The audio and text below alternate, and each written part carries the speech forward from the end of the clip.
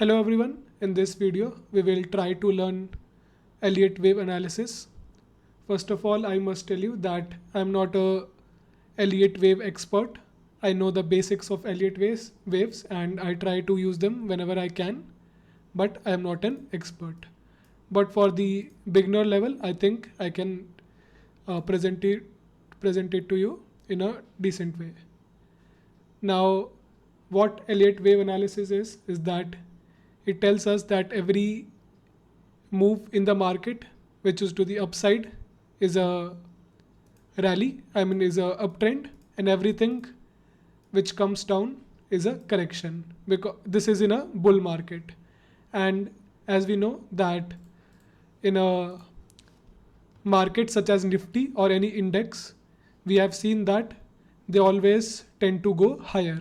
That is why whenever there is a downside move, we call it as a correction, because we know that the index, some stocks as well, but mostly index, we know that they always go to the upside in the long term. So whenever there is a downside, we call it a correction. Now, what Elliott wave tells us is that, let me clear this. So what Elliott wave tells us is that every time when the market is going up or down, the move takes place in 5 waves. That is 1, 2, 3, 4 and a 5. This is a typical uptrend. The same thing can happen in a downtrend, which is 1, 2, 3, 4 and a 5. So this is what we call impulsive waves.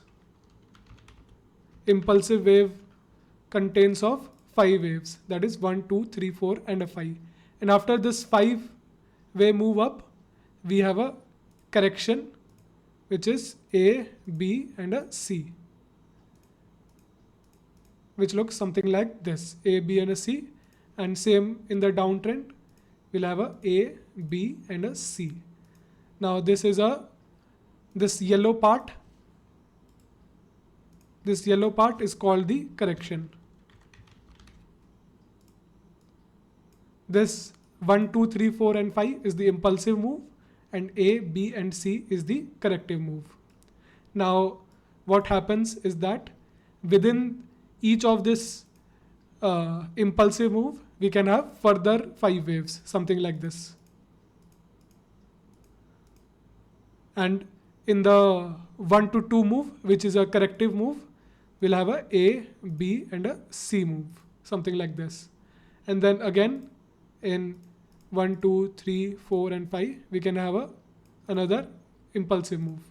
And then this whole, for example, let's say this is a downtrend, then this whole move can be considered as a 1 and a 2 and then a 3, something like that.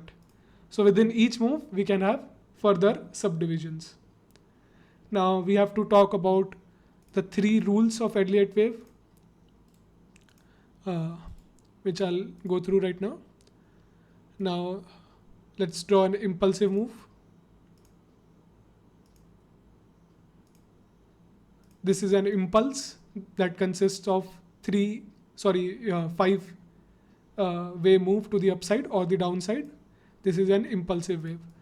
So the first rule is that wave 2 cannot cross the starting of wave 1. So now what this means is that this wave 2, this should not cross the beginning of wave 1. That means that it can come up to the level of till the beginning, that is 99% of retracement. It can come to the beginning of the starting of wave 1, but it can never cross the beginning of wave 1. So this is the first rule. Now second rule is that wave 4 should not overlap wave 1. That means that this wave 4 should not come in the area of wave 1. But this rule, the second rule, has an exception, which is leading and ending diagonals, but we will talk about that later. Now, third rule is, so I think second point is clear, that the wave 4, which is this one, this should not come in the area of wave 1. I mean, it can come up to exactly just above the ending of wave 1, but it should never touch or cross it. And the last rule is that wave 3 is never the shortest. This is the third rule. So if you are counting something like this, let's say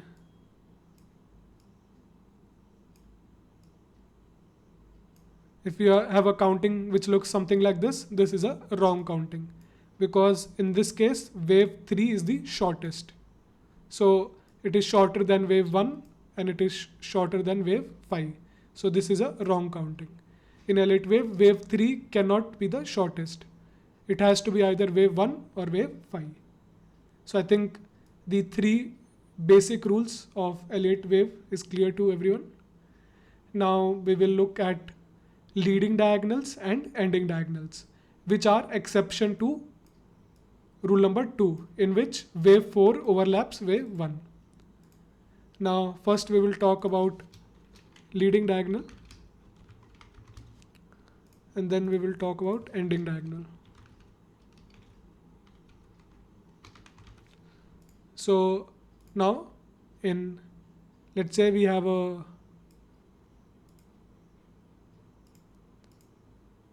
five-way move up and an A, B and a C correction.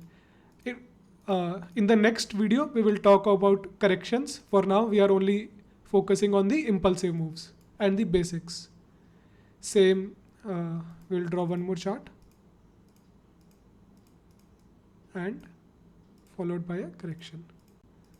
Now wave, the leading diagonal, it occurs in wave 1 of the impulse or wave A of the correction, and ending diagonal, it occurs in wave 5 of the impulse or the wave C of the correction. Now in leading diagonal, the rule number 2 is violated. That means that, so this is the entire impulsive move. So in wave 1, the subdivision goes something like this, in which wave 3 overlaps wave 1. So it comes in the territory of wave 1. So this is a case of a leading diagonal. In this case, the other rules apply, that wave 2 cannot go beyond the beginning of the starting of wave 1, and wave 3 cannot be the shortest. So that is the basic rules, and the same thing can happen in the correction of it looks something like this, where we have an overlap, and the same leading diagonal can occur in wave A of the correction. Now, and one more point to remember, that in leading diagonal, the wave 5 always ends up above the wave 3. But in the case of ending diagonal appears in the wave 5 of the impulsive move or wave C of the correction. Now this will look something like this. Or let me do it in a better way. It is very common, it is seen often. It will look something like this.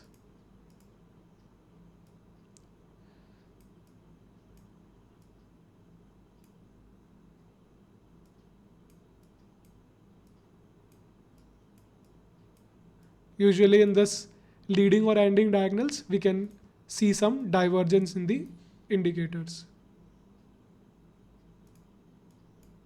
Now this same thing can happen in the wave C. where it overlaps wave 1. This is leading and ending diagonal. But in the case of ending diagonal, there is a possibility that we can end, the wave phi can end before wave 3 as well. So this is one difference in case of ending diagonal and leading diagonals. Now, what we will do is we will talk about the characteristics of each wave, that is wave 1, 2, 3, 4 and 5, and the Fibonacci ratios. Now let's talk about wave 1. Wave 1 it appears after a correction. So let's say that there is a 1, 2, 3, 4 and a 5, and there is a correction. Now the first wave which appears is the wave 1. It appears after the correction, and most of the time it looks like it is just part of the correction and it is difficult to understand. Now wave 1 is usually not that sharp, but in case if the correction was very sharp, let's say let me move this here. Let's say the C wave looked something like this, then the wave 1 is usually not very impulsive, that it is mostly like slanting. But in case if the correction in the C wave was very sharp, which is something like this, let's say very sharp correction, then we can see a very sharp rise in wave 1 as well. So this is the very basic characteristics of wave 1. Now the most important wave in the Elliott wave is wave 2, because if we catch a share or an index or any tradable object for that, then if we catch it right here, then we get to participate in the wave 3 and wave 5 as well. Now the basic Fibonacci levels for wave 2 is 61.8 retracement levels and 50% levels. So if we have a wave 1 and if we have to calculate for wave 2 target, what we do is this is 1 and 2, and if we have to find where is wave 2, we take our Fibonacci tool, Fibonacci retracement, we start it at the beginning of wave 1 and we extend it till the top of the wave 1. Now usually it is not it is not 100% that it always ends between there, but most of the time it has been noted that wave 2 ends between 50% and the 61.8% retracement level. But in theory, wave 2 can come even till the 99% retracement levels. So in case, for example, if you identify a correction and there is a impulsive move up, and then you are trying to identify wave 2, and let's say you took out the Fibonacci levels and you placed a buy order in the 50% and 61.8% retracement levels, then your stop loss is will come just below the beginning of wave 1, because we know from the rule 1 that wave 2 cannot go beyond the starting of wave 0. This is very important, and we cannot place stop loss right here because this can in turn into a zigzag and take out your stop loss. So this is not a valid stop loss. The valid stop loss in wave 2 always comes below the beginning of wave. The stop loss always comes from the beginning of wave 1, because if it is going below this, that means the counting is wrong. Now let's talk about, let me just clear everything. Now let's talk about wave 3. Now wave 3 is important because most of the times, I'm talking about most of the times, it is not a rule, but most of the times wave 3 is the most steepest and gives the most return and is the very fast wave out of all the three waves, all the three impulsive waves. So wave 3 is generally fast, steep, and the rally is very big in wave 3. So it is important that we catch the rally at wave 2 or the beginnings of wave 3. And if we and one more point which I have to tell you, which I forgot to tell you, that at least one of the wave in the Elliott wave is extended wave. Now, what is the meaning of extended wave? It means that either 1, 3 or 5 is an extended wave, which is a lot more in compared to the other waves. And the extension most of the time, the extension occurs in wave 3. This is a very important point as well. I'll tell you why this is important. Because let's say we have a 1, we have a 2, and we have a extended 3, and then we have a 4. Now we know that the extension appears in one of the wave, and we can see that the extension occurred in the wave 3. Now we know that wave 3 cannot be the shortest, and we already have wave 1. So the extension cannot occur in wave 5 now. So we assume that wave 5 should not go too high. So this is a very important point, and we should keep that in mind. Let's say an extension occurs in wave 1, and wave 1 is extended, something like this. And wave 3 is something like this. Now we know that wave 3 cannot be the shortest. An extension has already occurred in wave 1. So we know that wave 5 is going to be a shorter wave. That is why extensions are important. Now extensions can occur within extensions. So this is 1, 2, 3, 4 and 5. And then we can have for example, a third wave extension within the first wave. So we have to keep all this in mind. Now the Fibonacci levels for wave 3 is usually, we have to use our Fibonacci extension tool, which is right here. We start at the beginning of wave 1, we go to the top of wave 1, and then at the point 2.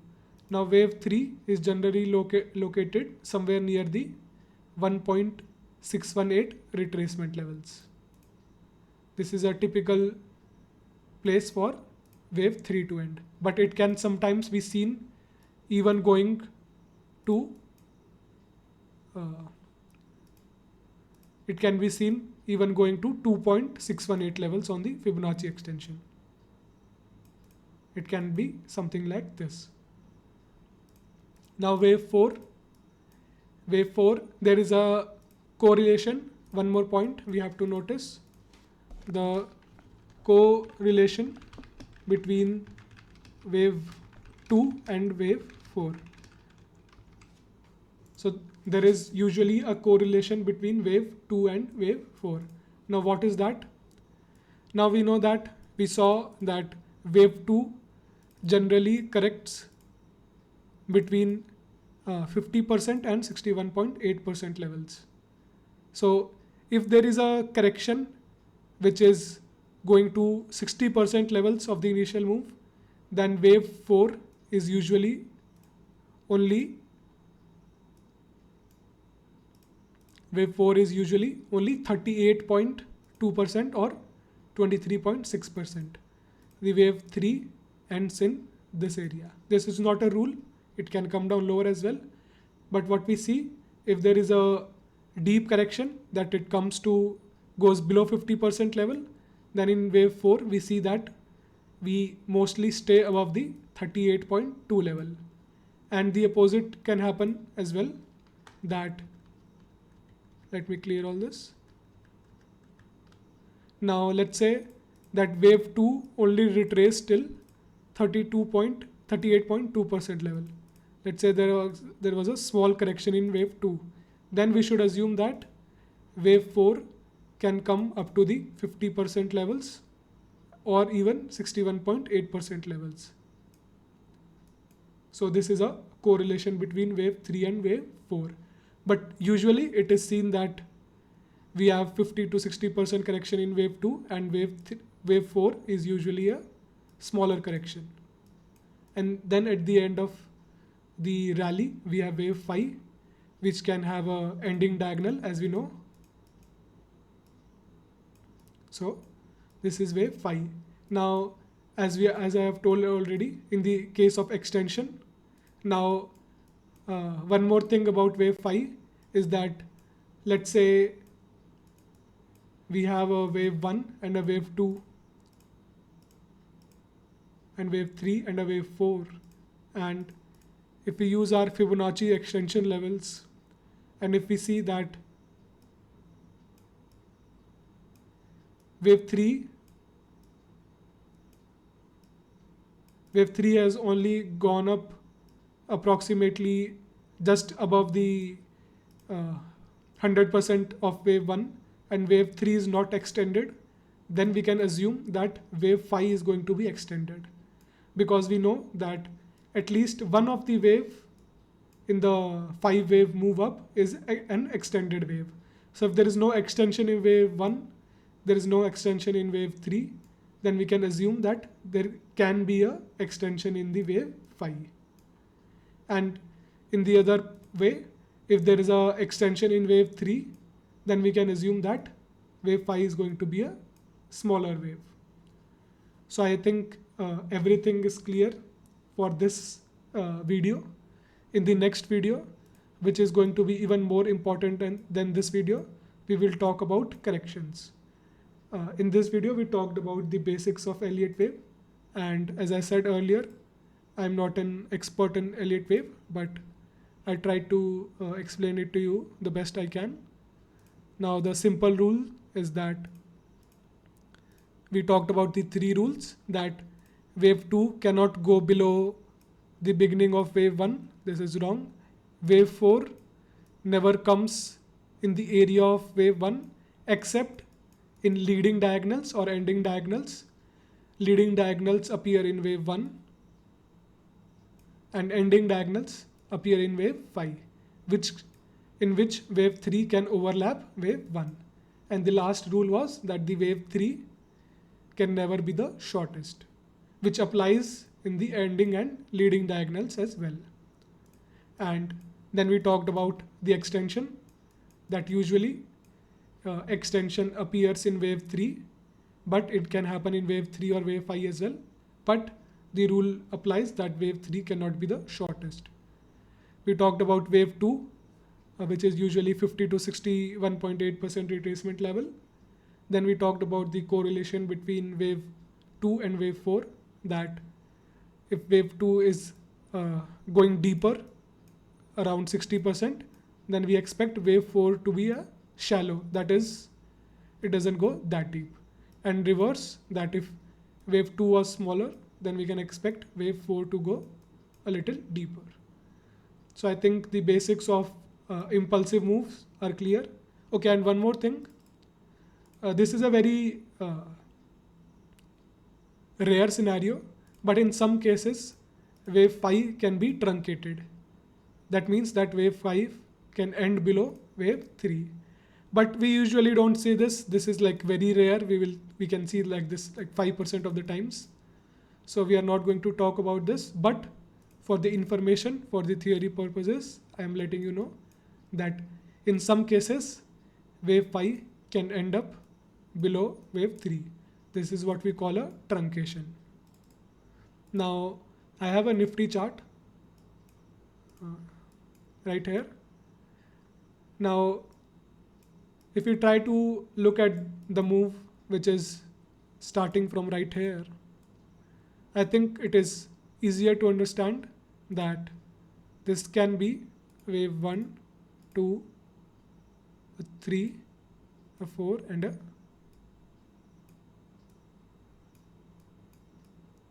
5. Now there can be different countings as well. Someone can say that this is wave 1, this is wave 2 and this is wave 5. This is also a legit count, but this is how it usually looks, which in which third wave is a very strong move up. I hope everything is clear for the video. In the next video, we will talk about the correction, which is a very, very important topic for Elliott wave. So this is it for the video. Thank you. Have a nice day.